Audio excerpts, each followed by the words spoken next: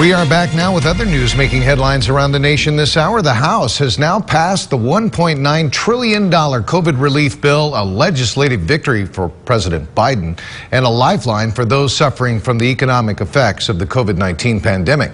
It comes as the president is ordering up 100 million more doses of the one-shot Johnson & Johnson vaccine that many Americans hope will provide a fast track back to normal. Alice Barr has our report tonight from Washington. The motion is adopted.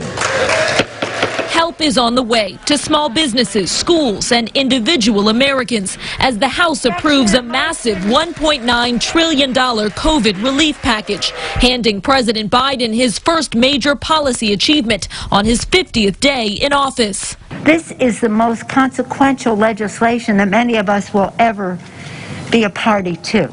But despite the president's hopes for bipartisanship, not a single Republican backed the bill.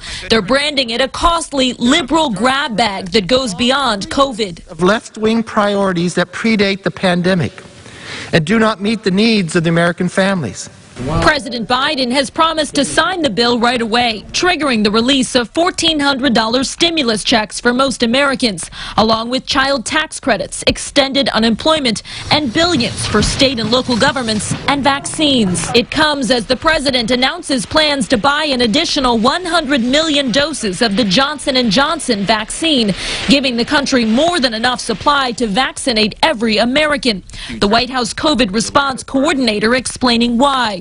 This is wartime, and as facts still emerge, it gives us maximum flexibility for our upcoming needs. As President Biden prepares to mark tomorrow's one-year anniversary of the country shutting down, hope that vaccines and more money in Americans' pockets will help steer the nation back toward normal.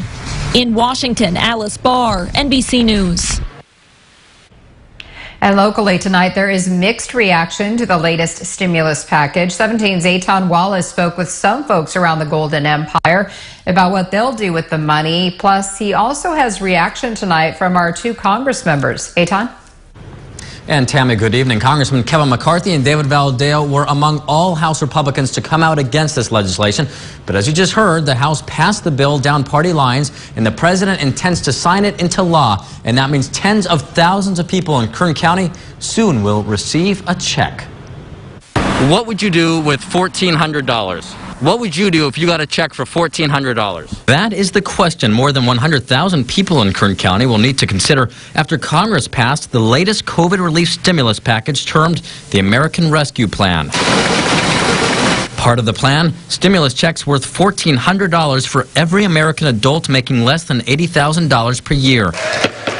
Democrats say the legislation will help stimulate the economy. We will crush the virus. We will provide direct relief to everyday Americans who are struggling. We will revive the economy.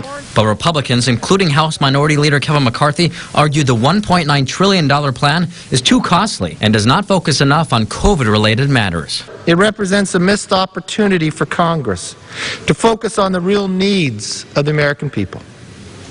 At $1.9 trillion in new spending, the so-called American Rescue Plan is the most expensive single bill in American history. Still, President Biden says he will sign it into law when it arrives on his desk. As soon as I get it. When that happens, the U.S. Treasury immediately will start to send out the payments, which brings us back to our original question. What would you do with $1,400?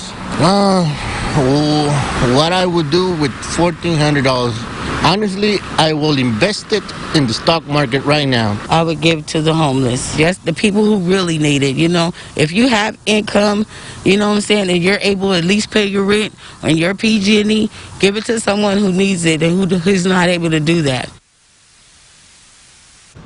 So the big question, when will you receive your payment? Well, first the president needs to sign the bill into law, but as soon as that happens, if you have direct deposit through the IRS, well, it should arrive in your bank account within a few days. And if you do not have direct deposit, the payment could arrive in the mail within a few weeks in the form of a check or, in some cases, a prepaid Visa card. In studio, Eitan Wallace, 17 News.